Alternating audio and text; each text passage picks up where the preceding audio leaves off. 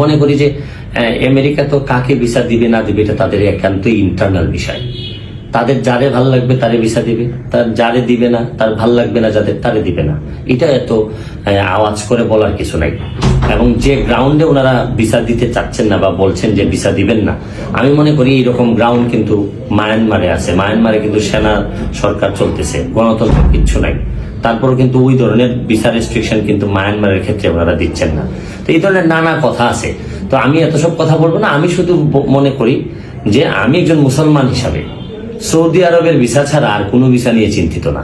কারণ হচ্ছে আমার কাছে মনে হচ্ছে যদি খালি হজ করার ভিসাটা আমি পাই, তাহলে আর পৃথিবীতে আর কেউ যদি আমার ভিসা না দেয় তার তো আমার কিছু আসে যায় না। শুধু আমি কনসার্ন হচ্ছে কি সৌদি আরবের ভিসাটা নিয়ে।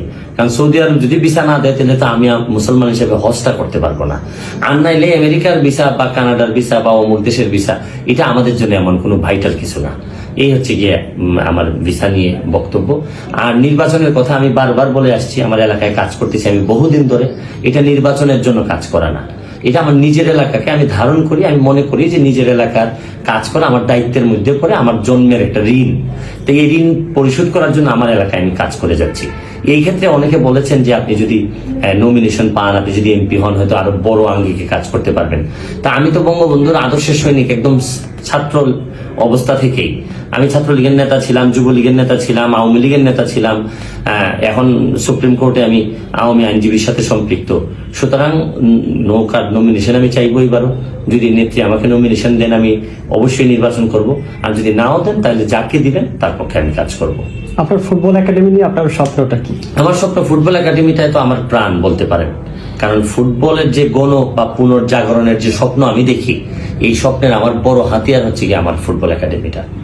এটাকে বাঁচাই রাখতে হবে এবং আমি চেষ্টা করব নিজে বেঁচে যতদিন থাকবো আমার ফুটবল একাডেমিটা যেন বেঁচে থাকে, এবং ফুটবল একাডেমিটা বেঁচে থাকলে ফুটবলটাকে আমি ঘুমাইতে দিব না।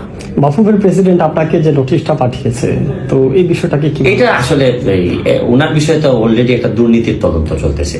সুতরাং এইখানে ওনার বিরুদ্ধে দুর্নীতির অভিযোগ তুললে কিভাবে ওনার মানহানি হয় আমার জানা নাই। আর আরেকটা জিনিস হচ্ছে গিয়ে উনি কিভাবে দাবি করেন ওনার মান আছে, আমি তাই তো জানি না। কারণ একটা ভদ্রলোক, সারা দেশের মানুষ তাকে ধিক্কার দেয়, ঘৃণা করে। আপনি ফেসবুকটা খুললে দেখবেন যে তার নিচে কি ধরনের কমেন্ট হয়। তারপরে এই ভদ্রলোক এই জায়গাটা ছাড়েন না তো, কারণ এই জায়গার সাথে তার মনে অনেক কিছু লাভের বিষয় জড়িত। তো সুতরাং আমি মনে করি যে ওনার কি ধরনের মানহানি বা কি মান আছে এই আমি পরিষ্কার না। তবে উনি যেহেতু লিগ্যাল নোটিশ পাঠিয়েছেন, আমি এই লিগ্যাল নোটিশের আনসার ওনাকে দিই। ধন্যবাদ।